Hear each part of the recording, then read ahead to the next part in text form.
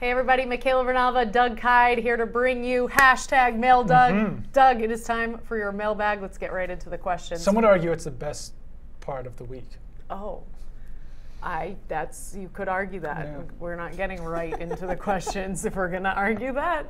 There are other parts of my week that I do enjoy. But this is number one. Good we agree on that. Let's go. We could get it into the top 10 anyway. Dave wants to know, do you think Connor McDermott will play more of a blocking tight end role as a rookie if he makes the team and plays at all? Yeah, I think that him or Antonio Garcia could do that for the Patriots. They are both very athletic, a little bit undersized, so maybe start them off at that blocking tight end role before making them into full-time offensive tackles. Cameron Fleming played that big tight end role, that extra offensive tackle role in 2016. I think he's the best bet to take on that role in 2017. But if Garcia or McDermott really show off well in training camp and the preseason, then maybe they could steal that role from Fleming because they are more athletic and they are a little bit better suited for that because they are faster. They could probably take on those edge rushers and linebackers once they're up to speed a little bit better than Fleming. All right, well, a lot of this will depend on what we see from them in the coming months. Absolutely. So we shall see. Next up, this question comes from a viewer simply named D, apparently. What's up, D? D with a SpongeBob square, Patrick SpongeBob. So we don't really know the identity of this fan, this Twitter user. It's but D. Anyway, he wants to know if the Patriots will have another 1,000-yard rusher this year.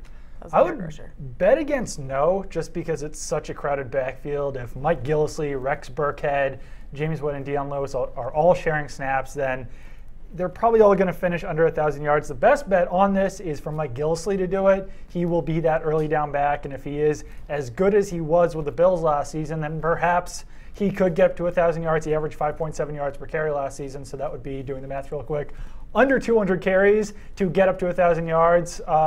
So that's possible, but I would say that's probably not likely. I think that they probably will use more of these running backs in a matchup basis, use Gillislee as the main guy on one game, Rex Burkhead on another game, James White on another game, and they'll probably all finish with fairly similar stats, probably 500-600 total yards apiece. I think it's also worth mentioning that within the Patriots system, a back that might have more yards in someone else's system may have less with the Patriots because of Tom Brady and their usual lack of run-pass balance as opposed to a balance. They pass a lot more often. Absolutely, and there's also the fact that there's just so many weapons in this offense in general. Even looking past the running backs, you have to get Brandon Cooks involved. You have to get Chris Hogan involved. You have to get Julian Edelman, Danny Amendola, Rob Gronkowski, Dwayne Allen. So there's just going to be fewer opportunities for everyone in general. And to expect a running back to get 1,000 yards means that you're really relying on him. And I don't think there's going to be that one player this year.